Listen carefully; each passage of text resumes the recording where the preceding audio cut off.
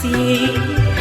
Setiap hari diriku menanti, tak peduli hujan turun, petir menghalangi, ku tetap bertahan walau air hujan membasahi badan.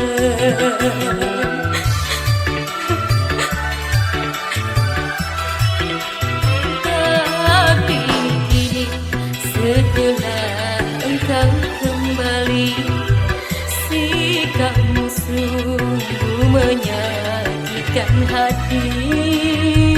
Mengapa baru sekarang aku kau banding-bandingkan dengan wanita yang baru tercinta?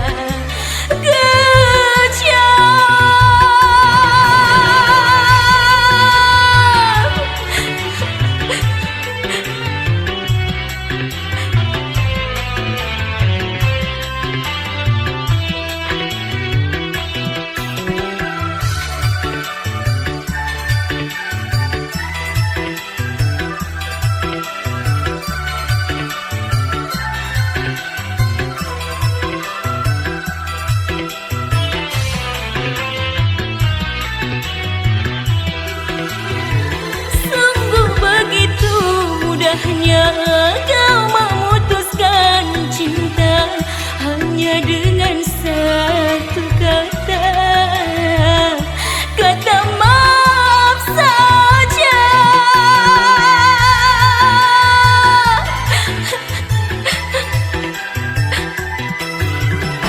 Walaupun cuma 2 gram cincin yang kau ikatkan, tapi nantinya diriku akan jadi hinaan, akan jadi cemoohan, ocehan orang.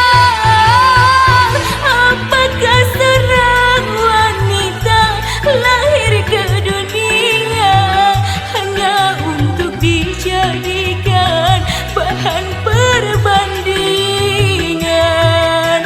Tapi kini setelah engkau kembali, sikapmu sungguh menyakitkan hati. Mengapa baru sekarang aku kau banding-bandingkan dengan wanita yang baru tercinta?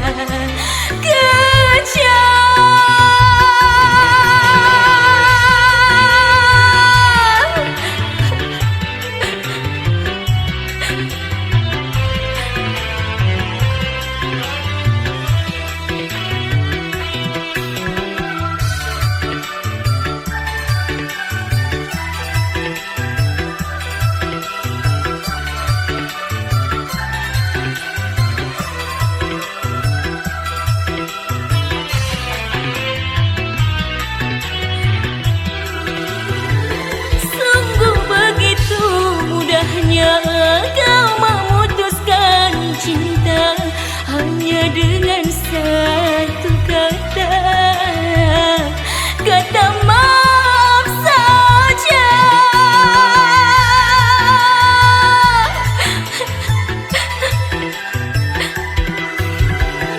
Walaupun cuma 2 gram cincin yang kau ikatkan, tapi nantinya diriku akan jadi hinaan, akan jadi cemoohan, ocehan orang.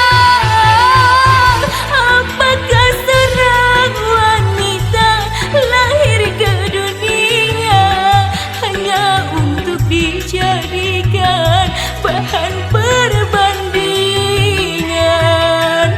Tapi setelah engkau kembali, sikapmu sungguh menyakitkan hati. Mengapa baru